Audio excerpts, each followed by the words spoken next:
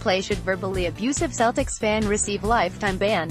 128 Michael Wilbon shares his thoughts on the punishment for a Celtics fan who allegedly used racially offensive language towards DeMarcus Cousins. 128, 6:35 p.m. ETBOSTON The Boston Celtics issued a statement Friday explaining their decision to ban a fan for 2 years for being verbally abusive toward Golden State Warriors center DeMarcus Cousins at the game between the two teams at TD Garden in January. On January 26, we were alerted by DeMarcus Cousins that a fan had used racially offensive language towards him. Immediately upon receiving the complaint, the fan, who was a minor, was ejected, the team said in the statement.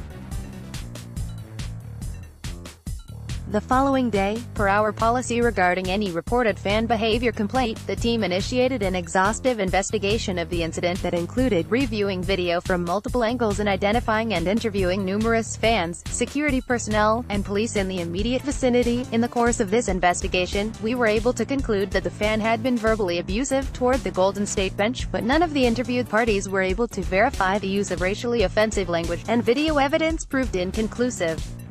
Based on our investigation, the fan was issued a 2-year ban from all Celtics games, and is also subject to lifetime probation pursuant to our policy. The punishment for any corroborated discriminatory language used towards any player, employee, or fan at a Celtics home game is a lifetime ban. We were in contact with the Golden State Warriors through this process, sharing our action plan and the final discipline. We express the deepest regrets that this incident happened to DeMarcus, as such behavior violates everything the Boston Celtics have always stood for. Yahoo Sports reported Thursday that Cousins had been the target of racially offensive language by a fan during the game. Golden State won 115-111, league sources said. The Celtics spoke to, among others, the police officers by the Warriors bench, Golden State security personnel and fans in the vicinity of the incident in order to try to corroborate what happened. And while the team could not independently corroborate what Cousins heard, it was by no means absolving the fan of wrongdoing, or saying Cousins was wrong in what happened.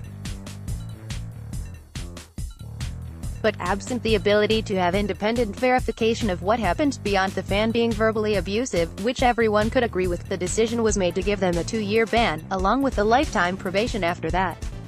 Earlier this month, the Utah Jazz banned a fan for life after he was involved in a verbal back-and-forth with Thunder guard Russell Westbrook after video surfaced of the incident.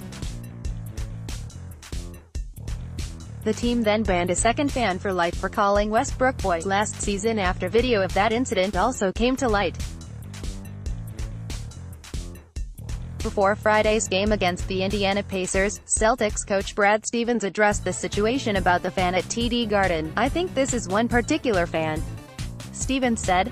"I heard that night that something had been said and I knew everybody in charge here was taking it really seriously. I had not heard the results of the investigation or the decision until last night when they broke the news. I talked a little bit more to our people with the Celtics this morning. It's disappointing anytime there's a negative fan interaction.